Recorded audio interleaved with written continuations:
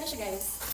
So guys, matagal ko na gusto i-try yung viral Dubai chocolate. Kaso ang hirap makabili, ang hirap maka-order, tapos ang mahal pa sa isang chocolate lang. Nakabili nga ako nito, ang Dubai viral chocolate. Pero guys, homemade lang ata siya. Sa ano ko siya nabili? Mom Bakers, Davao sa may Ecolan Banda, 350. Ito yung Dubai viral chocolate na chocolate. Chocolate na pistachio. So, excited na ako i-try. Ito na siya.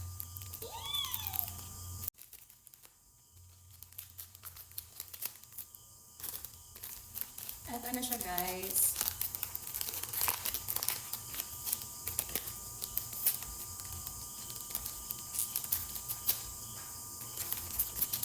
Okay, relax self. Relax. Ay, nakabalot pa pala siya. Ayan. So, ganito siya kalaki. Ayan. Kahapon ko pa ito binili, pero nilagay ko muna siya sa ref kasi gusto ko. Ngayon ko siya titikman. So, eto na siya.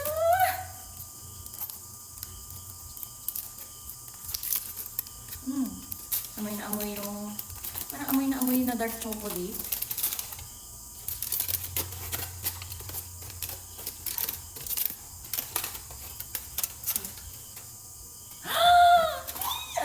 Ayan na siya, guys.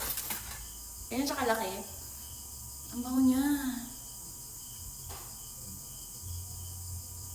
Okay.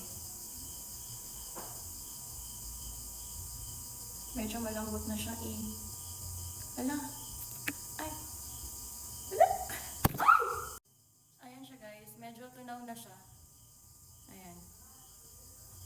Taste test.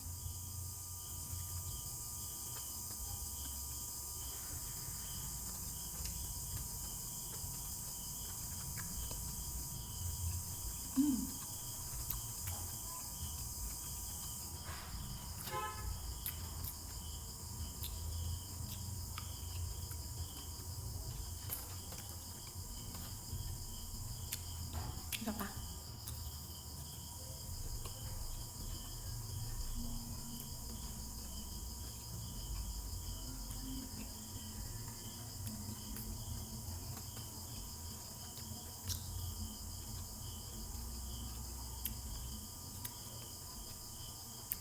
Mas ang lasa yung pagka-dark chocolate niya. Tapos ito, yung palaman niya, yung pistachio. Ang sarap niya.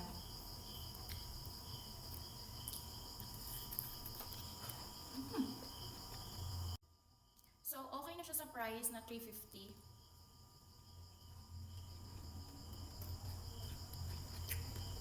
Ang sarap ng palaman niya. Ano yung tawag dito? Hanafe?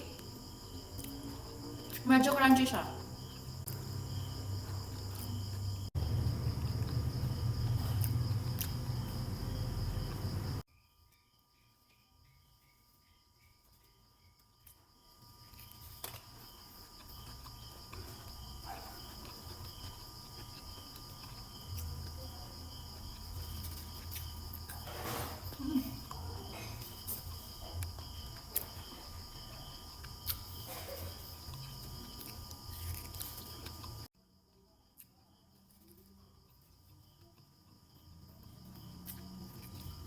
Ulo ka na? Ang tamis niya? So, rate ko to 8 out of 10. Chocolate lover ako pero parang may kulang or hindi ko alam. Ay, masarap! So, ayun lang yung review natin, guys, for the Dubai Viral Chocolate Homemade. Butter na.